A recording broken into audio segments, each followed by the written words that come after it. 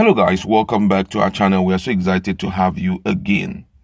The issue of insurgent insecurity, especially in the southern part of Nigeria, seems not to go away as we are getting more info from stakeholders about the intensity of it, especially in the southern part of Nigeria. Now, right now, one of Nigerians' finest talking about the man who is championing the cause for the Yoruba self-determination group, talking about Banji Akintoye, has wrote a letter to all the governors in Southeast, and he's letting them know that something very inimical is about to happen, that they are being encircled.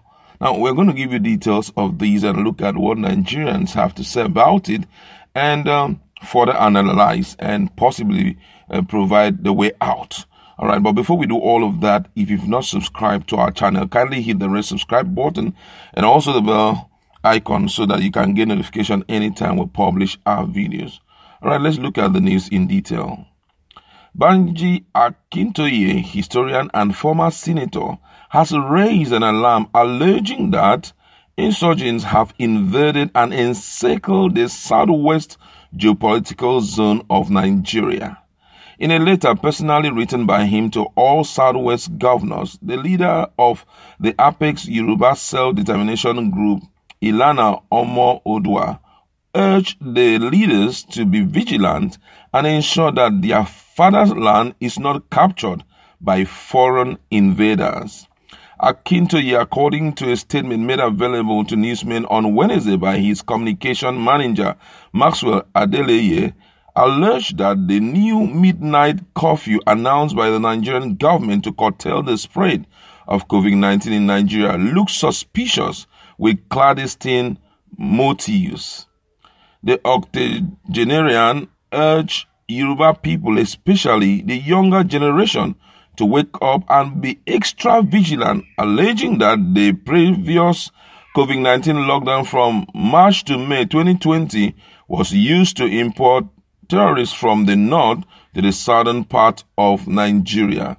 He advised some top religious organizations in the southwest to beef up security around their premises. The statement reads in part, said, "This is an alert from Ilana Omo Oodua to the Yoruba people at home and in the diaspora. The situation that has developed in Nigeria in recent days calls for the uttermost vigilance of the Yoruba nation and every Yoruba man, woman, and child. There is a danger that if we don't mount that high level of vigilance today, very serious pains can be inflicted upon us as a nation and on countless number of citizens of our nation."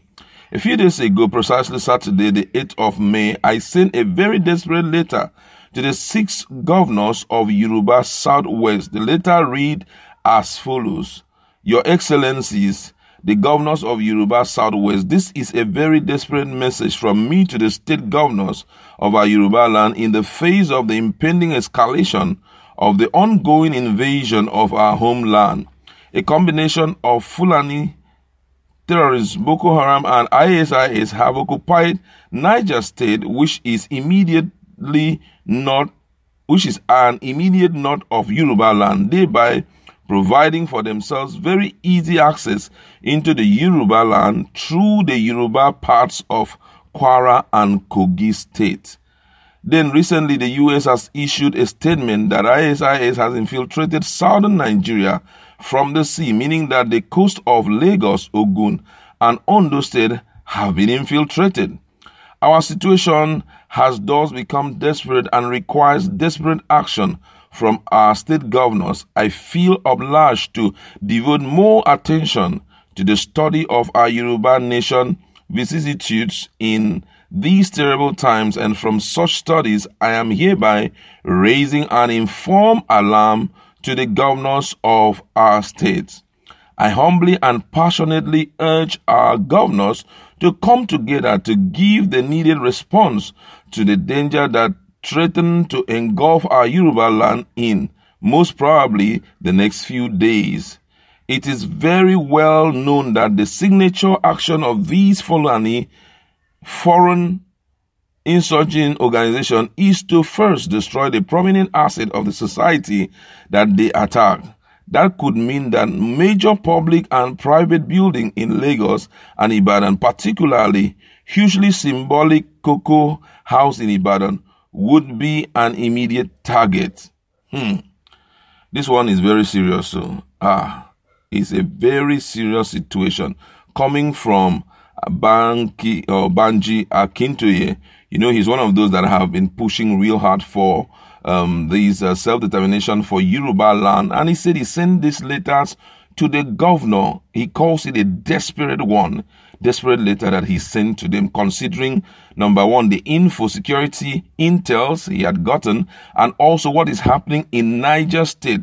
And he had gone as far as telling Nigerians why these guys are trying to make Niger a suitable dwelling place for themselves, so that they can break into Yoruba land using all the major and available outlets, you know, to invade Yoruba land. And I don't know where he got it from, but as much as we know, it was everywhere, you know, that the security should be alert in Nigeria, that these ISIS guys and some other terrible insurgent group will be invading the southern part of Nigeria.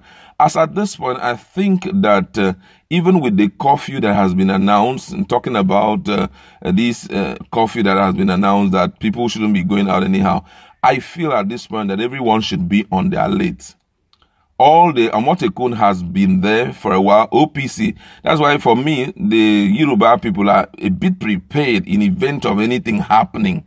They are far better prepared than every other south region. That's especially a region in the southern part of Nigeria. For example, you know, they have Amotekun, they have OPC.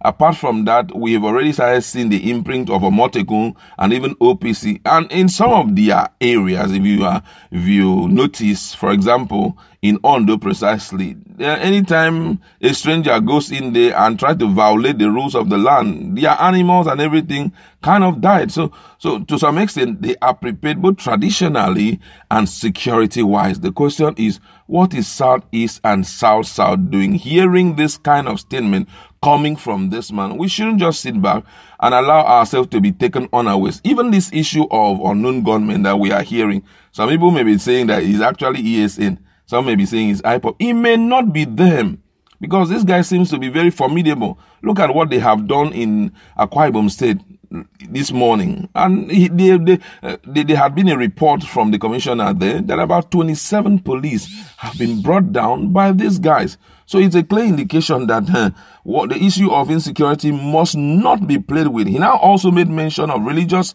houses, major churches. They need to get themselves fully prepared, have all the required backup, so that in the event of these guys coming in, we can be protected. I really suggest that at this point, due to how things are, the government should see how we can have this CCTV on our roads, on major points where it will be monitored by some of these security operatives, not the federal government owned, but state-owned security operatives.